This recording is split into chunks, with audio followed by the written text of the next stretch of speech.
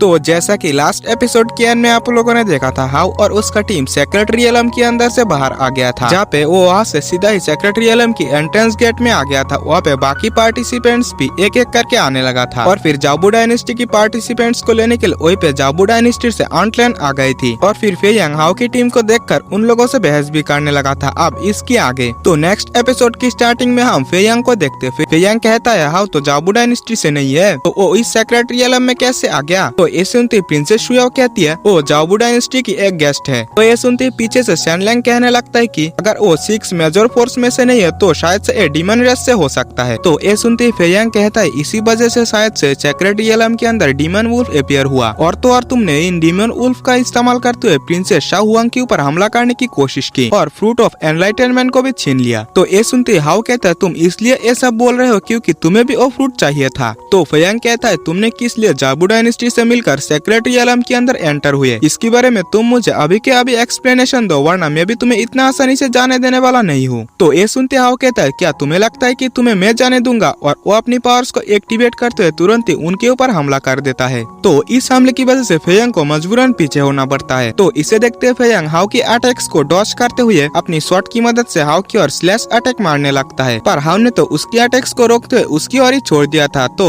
इसे बचाने के लिए वहीं पे बू शुआंग आ जाती है। तो ये देखते फेयांग फिर से अपनी शॉट का इस्तेमाल करते हुए धीरे धीरे हाउ की अटैक्स को डिफीट करने की कोशिश करता है। तो ये देखते हाउ अपनी थोड़ी सी ताकत लगाकर ही उन लोगों को पीछे कर देता है। तो फेयांग फिर से हाउ को चारों तरफ से ट्रैप करते हुए अपनी एक शॉट टेक्निक ताई शेंग शॉट से हाउ के ऊपर हमला करता है। तो इसे देखते हाउ कहता है ये छोटी मोटी अटैक्स मुझे नहीं रोक सकता, और वो तुरंत ही अपने वुल्फ ड्रैगन को बाहर निकाल लिया था और फिर हाउ अपने वुल्फ ड्रैगन की पावर को इस्तेमाल करते हुए बड़ी आसानी से फेयांग को हरा देता है। हाउ की इस हमले की वजह से फेयांग भी काफी जख्मी हो गया था। तो इसे देखते हाउ कहता है क्या तुम अभी भी मुझसे फाइट करना चाहते हो। तो ये सुनते फेयांग अपनी शॉट को उठाते हुए फिर से फाइट के लिए रेडी हो जाता है। तो बू शुआंग उसे रोकते हुए कहती है भाई क्या तुम पागल हो चुके हो, क्योंकि तुम कभी भी उसकी सामना नहीं कर सकते। और फिर प्रिंसेस शुयाओ आगे आते हुए कहती है हमारी जाबू डायनेस्टी हाउ की बेगुनाही होने की गारंटी दे सकता है कि वो डीमन रेस से नहीं है, क्योंकि सेक्रेटरियलम में हम सभी एक साथ थे। हाउ उन डीमन वुल्फ से सामना करने में हमारी मदद न करता तो शायद से हम यहाँ पे जिंदा बच पाते। और जहाँ तक बात है फ्रूट ऑफ एनलाइटनमेंट की, तो वो जीतने वाले की है। और फिर प्रिंस बुशैंग कहता है फ्रूट ऑफ एनलाइटनमेंट को लेने की हक सिर्फ जाबू डायनेस्टी की एम्परर के पास है। और क्या तुम लोग एम्परर के खिलाफ जाना चाहते हो। और फिर वहाँ पे जिंगचेन आते हुए कहता है मैं गारंटी दे सकता हूँ कि हाउ डीमन रेस से नहीं है। प्रिंसेस शुयाओ फेयांग से कहती है यह सब देखते हुए भी तुम अब और भी लड़ाई करना चाहते हो। तो फेयांग ये कहते हुए ऐसे चला जाता है कि एक दिन न एक दिन पता चल ही जाएगा कि ये कौन है। और फिर जिंगचेन भी वहाँ से हाउ को बाय बाय करते हुए चला जाता है। और फिर ऑनलाइन हाउ से कहती है सही में तुम काफी ज्यादा टैलेंटेड हो, और हाँ मैंने ये भी सुना है कि तुम्हारे पास फ्रूट ऑफ एनलाइटनमेंट है, तो तुम सावधान ही रहना क्योंकि इसके लिए तुम्हारे पर हमला भी हो सकता है।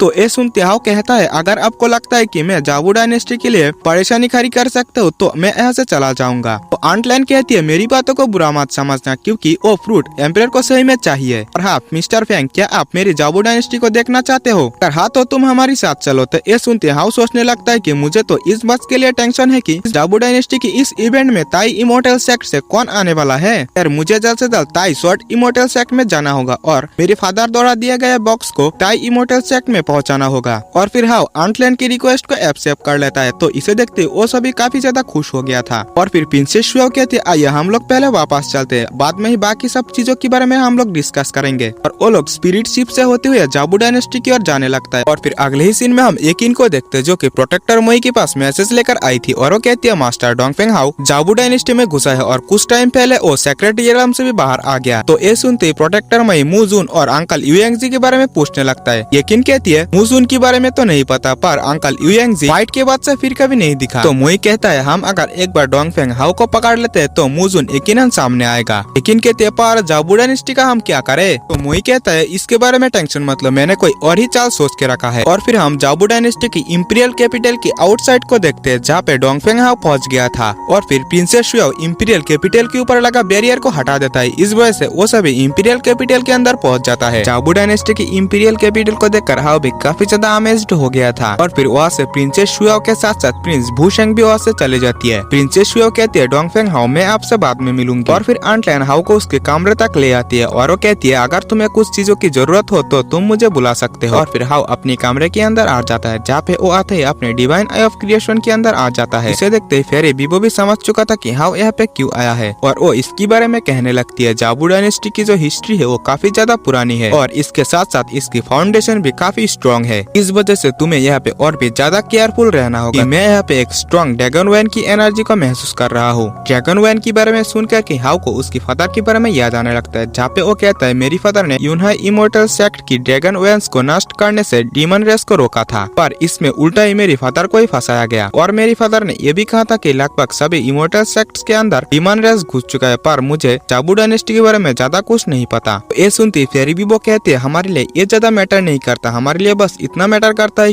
ताई इमोर्टल सेक्ट से इस बार कौन आता है। और फिर यहाँ से सीन शिफ्ट होता है, जाबू डायनेस्टी की क्वीन नी चांग को दिखाया जाता है जिसके पास प्रिंसेस शुयाओ के साथ साथ प्रिंस भूशेंग भी पहुंच गया था, यानी कि क्वीन नी चांग इन दोनों की मदर थी। और फिर प्रिंस भूशेंग अपनी किरिन की सोल को निकालते हुए कहते हैं मदर मुझे किरिन की सोल मिल गया। तो ये देखते ही क्वीन नी चांग भी काफी खुश हो गई थी। और फिर प्रिंसेस शुयाओ कुछ मेडिकल इंग्रेडिएंट्स को निकालते हुए क्वीन को दे देती है। तो ये देखते ही क्वीन कहती है मुझे इन सब की जरूरत नहीं है। तो ये सुनते प्रिंस भूशेंग कहता है हम इन इंग्रेडिएंट्स के बिना भी आगे बढ़ सकते हैं, आप इसे रख सकते हो। तो क्वीन भी इसे रख लेती है। और फिर क्वीन नी चांग उन दोनों से उनकी फादर से मिलने के लिए कहती है। तो ये सुनते प्रिंस भूशेंग मुंह टेढ़ा करके कहने लगता है क्या आपको नहीं लगता कि वो चाओ हुआंग के ऊपर ज्यादा चिंतित है, हम उनसे मिलने जाए या ना जाए उन्हें कोई फर्क नहीं पड़ता। ये सुनते ही उसकी मदर कहती है तुम्हें उनके बारे में ऐसा नहीं बोलना चाहिए क्योंकि वो तुम्हारी फादर होने के साथ साथ जाबू डायनेस्टी की एम्परर है। और फिर थोड़ी देर में वहीं पे एम्परर भी पहुंच जाता है। उन्हें देखते ही वो सभी भी शॉक हो गया था क्योंकि 2 सालों से एम्परर क्वीन की कमरे में नहीं आया था। फिर वो सभी उन्हें ग्रीट करता है और फिर एम्परर प्रिंसेस शुयाओ और भूशेंग को बताने के लिए कहता है कि सेक्रेट रियलम के अंदर उनके साथ क्या क्या हुआ। तो ये सुनते ही प्रिंस शुयाओ कहने लगती है सेक्रेट रियलम के अंदर हाओ की मदद से हम स्पिरिट केव तक पहुंच गए, वहाँ से हमें इमोर्टल एंशिएंट एनिमल सोल्स भी मिला और हाओ की मदद से हम एनलाइटनमेंट वैली पे भी पहुंच गए जहाँ पे हमारे डीमन वुल्फ से सामना हुआ। वहाँ पे अगर हाओ हमारी मदद न करता तो हम अब तक मर चुके होते। तो ये सुनते ही एम्परर कहता है मुझे पता है, इसके बारे में सिस्टर लाइन ने पहले ही मुझे बता दिया है। ये सुनते ही क्वीन कहती है अगर ऐसा है तो फेंग हाओ एक अच्छा पर्सन होना चाहिए। तो प्रिंसेस शुयाओ कहती है हाँ ऐसा ही है क्योंकि उसे फ्रूट ऑफ एनलाइटनमेंट भी मिला। फ्रूट ऑफ एनलाइटनमेंट के बारे में सुनकर एम्परर कहता है क्या तुम उससे बोल सकते हो कि ये फ्रूट ऑफ एनलाइटनमेंट क्या मुझे दे सकता है, इसके बदले में उसे जो चाहिए वो ले सकता है। तो ये सुनते प्रिंस भूशेंग कहता है फादर इसे हासिल करना इतना भी आसान नहीं है, ये काफी कीमती चीज है, इसकी कीमत भी बहुत ही ज्यादा होना चाहिए। तो ये सुनते एम्परर प्रिंसेस शुयाओ से कहने लगता है तुम हाओ को आज रात के खाने में इनवाइट करो। और फिर यहाँ से सीन शिफ्ट होता है, हमें हाओ को दिखाया जाता है जो कि 5 काला लोटस के साथ साथ अपनी ब्लू लोटस को भी निकाल लिया था। वो पे कल्टीवेशन करने लगा था जहाँ पे थोड़ी देर में उसकी कल्टीवेशन भी कंप्लीट हो जाता है और उसे महसूस होता है कि उससे कोई मिलने के लिए आया है। तो वो दरवाजा खोल देता है, ये और कोई नहीं ये प्रिंसेस शुयाओ थी। हाओ को देखकर प्रिंसेस शुयाओ कहते लगता है तुम ब्रेक थ्रू भी कर चुके हो। तो हाओ कहता है हाँ ये ब्लू लोटस की वजह से हो पाया। और फिर प्रिंसेस शुयाओ कहने लगती है मेरी फादर ने तुम्हें आज रात के खाने में इनवाइट किया है और मैं यहाँ पे यही मैसेज देने के लिए आई थी क्योंकि मेरी फादर को फ्रूट ऑफ एनलाइटनमेंट चाहिए। तो ये सुनते हाओ प्रिंसेस शुयाओ से पूछता है क्या यहाँ पे ताई इमोर्टल सेक्ट के मेंबर आएंगे। तो ये सुनते प्रिंसेस शुयाओ कहती है वो तो यहाँ पे नहीं आएंगे पर इवेंट के अंदर वो जरूर से आएंगे, पर वहाँ पे हेवनली शॉर्ट क्लिप के लोग भी मौजूद होंगे, इस वजह से तुम्हें वहाँ पे सावधान रहना होगा। और फिर ऐसे सीन शिफ्ट होता है, जाबू डायनेस्टी की मेन हॉल में दिखाया जाता है जहाँ पे रात की खाने के टाइम हो गया था। वहाँ पे हेवनली शॉर्ट क्लिप की एक पर्सन आया हुआ था जिसकी नेम वान ली था। और फिर यहाँ पे थोड़ी देर में हाओ भी पहुंच जाता है। वो आते ही एम्परर को पहले तो ग्रीट करता है। तो ये सुनते ही एम्परर कहता है इसकी जरूरत नहीं है, तुम अपनी जगह पे जाके बैठ जाओ। तो हाओ भी अपनी जगह पे जाके बैठ जाता है। और फिर एम्परर कहने लगता है मैंने सुना है कि सेक्रेट रियलम के अंदर तुमने शुयाओ और भूशेंग की कई बार जान बचाया, इस वजह से आप मेरी एक दोस्त हुए। तो ये सुनते हाओ कहता है हम लोगों ने हर मुश्किल में एक साथ सामना किया था, इस वजह से हम दोस्त हुए, दोस्त को तो हर मुसीबत में उसकी साथ देना चाहिए। और फिर एम्परर हाओ को चाय पीने के लिए देता है जो कि ट्रू ड्रैगन फूड से बना हुआ था। यहाँ पे ये चाय बस हाओ को ही दिया गया था। तो ये सुनते ही हेवनली शॉर्ट क्लिप की वो मेंबर तो एकदम से चिढ़ने लगा था। इस चाय को पीने की वजह से हाओ को भी प्रॉब्लम हो रहा था। इसे देखते प्रिंस शाओ हुआंग कहने लगता है ये ट्रू ड्रैगन से बना हुआ चाय काफी ज्यादा रेयर है, इसे रिफाइन करना इतना भी ज्यादा आसान नहीं है। पर हम लोग देखते हैं कि हाओ ने तो बड़ी आसानी से इस ट्रू ड्रैगन फूड से बना चाय को रिफाइन कर लिया था। हाओ ऐसा कर पाया था क्योंकि हाओ के पास ब्लू लोटस था। ब्लू लोटस ने इसे और भी ज्यादा आसानी से रिफाइन करने में मदद किया है। ये देखते एम्परर भी इम्प्रेस्ड हो गया था, हाओ के पास कुछ न कुछ तो टैलेंट मौजूद है। और फिर वान ली हाओ को ग्रीट करते हुए कहने लगता है मैंने सुना है कि सेक्रेट रियलम के अंदर भू शुआंग और फेयंग से आपका सामना हुआ था था। तो ये सुनते हाउ कहता है हाँ मेरे साथ उन लोगों की फाइट हो गया था। तो ये सुनते वान ली कहने लगता है फेयांग मेरी ग्रैंडसन है, इस वजह से मैं इस गलती के लिए आपसे माफी चाहता हूँ। तो हाउ कहता है इसे जानने दीजिए, ये कोई बड़ी बात नहीं है। और फिर वांग ली कहने लगता है मैंने सुना है कि आप काफी ज्यादा टैलेंटेड हो, इसमें कोई शक नहीं है कि आप फ्रूट ऑफ एनलाइटनमेंट को हासिल कर सकते हो। तो ये सुनते हाउ कहता है आपकी बातों से तो लगता है आप भी इस फ्रूट ऑफ एनलाइटनमेंट के ऊपर इंटरेस्टेड हो। और एपिसोड भी पे एंड हो जाता है। तो अगर आपने अभी तक हमारे चैनल को सब्सक्राइब नहीं किया तो प्लीज सब्सक्राइब कर लेना, क्योंकि हम 2K सब्सक्राइबर की काफी ज्यादा करीब है। और हाँ वीडियो को भी एक लाइक कर देना। मिलते हैं नेक्स्ट वीडियो में, बाय बाय।